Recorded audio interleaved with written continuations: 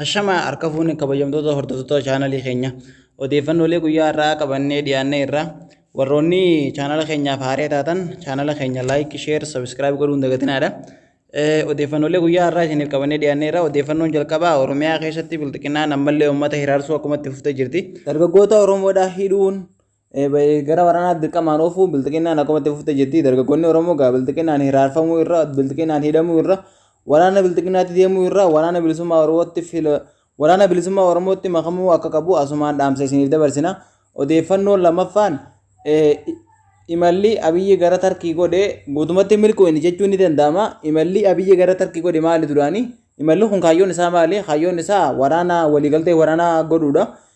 Meeshaa waraanaa gurguddaa Abiyyi Tarkii irraa bitachuudha. Ammas meeshaa akka deeggarsaatti Tarkiin akka Abiyyi kennitu Abiyyi gaafachuudhaaf imalee qaamaan imalee waan bilbilaan godhamuu fi turee miti qaamaan dhaqee yeroo qaamaan dhiqamu waliigaltee guddaa ture sila waliigalteen kun hin milkoofne waliigalteen kun sababni milkaa'iniif Suudaanii fi liigiin Arabaa duraanii irratti hojjetanii jiran akka Tarkiin meeshaa waraanaa gurguddaa Abiyyiif hin kennine duraan irratti hojjetanii jiranii Abiyyi qaamaan dhaquus waliigaltee san jijjiirsuu hin dandeenye Tarkii jijjiirsuu hin dandeenye sababa kanaa jecha Tarkiin meeshaa waraanaa akka Abiyyiif kennuu hin dandeenyee fi TPLF fi warroota siraa biyya keessa socho'an hunda wajjin waliigaltee yoo sanumarratti akka araaramtu si goone malee meeshaa waraanaa si kennuu hin dandeenyu.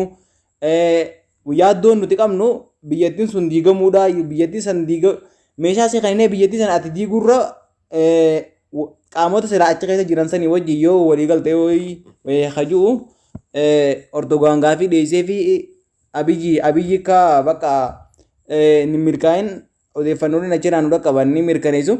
Odeeffannoon sadaffaan waraanni bilisummaa Oromoo waboon guyyaa irraan tanaa Wallagga Gujii Boorana keessatti injifannoolee gurguddaa akka galmeessaa jiran odeeffannooleen achirraa nu qaban ni mirkaneessu.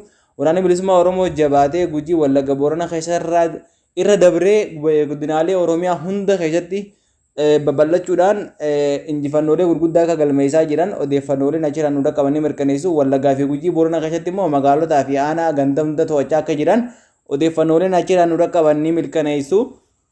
Odeeffannoon afuraffaan raayyaan ittisa biyyaa Tigraay Defense Force jechuudha.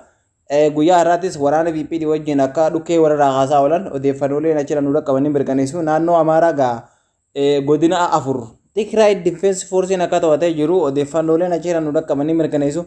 Inuma har'a guyyaa har'aan tanaa jechuudha. Waraana bilxiqinnaa gara 500 ol akka booji'anii jiran odeeffannooleen amma achirraa nu qabaa jiran ni mirkaneessu. Uummanni keenya yeroo kanatti callisuun hin barbaachisu. Yeroo kanatti qabsoon akkaan finiinuu qabdi. Yeroon kun akkaan murteessaadha. Qabsoon Oromoodha. Yeroon mijjattuuf ammaan tana uummanni alaa fi keessaan tokkummaadhaan falmachuu yeroon qabnu ammaan tana uummanni keenya tokkummaadhaan yeroo itti falmannu amma hireen tun amma nu dabruun qabdu keessaa fi alaan akkamiin falmannaa kajuu qabsoo karaa nagaa mootummaan didee jira. Guutumattuu qabsoon karaa nagaa Itoophiyaa keessatti barbaachistu didee jira. Afaan qawweetiin haasawaa afaan qawweetiin itti haasawuudha. Qabsoo afaan qawweetiin itti haasawuu keessatti uummannis jalaa hidhachuu qaba. Qeerroon Oromootis hidhachuu qabanii amma wanni uummata irraa dho'isnu takka hin jirtu. Wanni uummata irraa harka qaqqabnu takka hin jirtu. Qabsoo karaa nagaa mootummaan didee jira. Qabsoo karaa hidhannoo qofa. Qabsoo karaa hidhannoo afaan qawweetiin itti haasawuudha. Tigraay kaanii Maqalee irraa baatee Maqaleetti deebitee qawweedha malee qabsoo karaa nagaati miti. Kanaaf uummanni keenya tokkummaadhaan wal jaaree wal gurmeessee bakka jiran hundaa hidhachuun iddootti meeshaa dhiyaatanii fi kan hundarraa bitatanii hidhachuun akkaan barbaachisaadha. Qeerroon Oromoo hidhachuun akkaan barbaachisaadha. Waboon duraanuu hidhatee jira. Wabootti makamuun akkaan filatamaadha. Bilisummaadhaaf amma karaa jiru karaa waboo qofa. Wabootti dabalamteetuma bilisummaa kan kee mirkaneeffachuudha malee wanti ati qabsoo karaa nagaa jettuuf hin jirtu ammaan tanatti.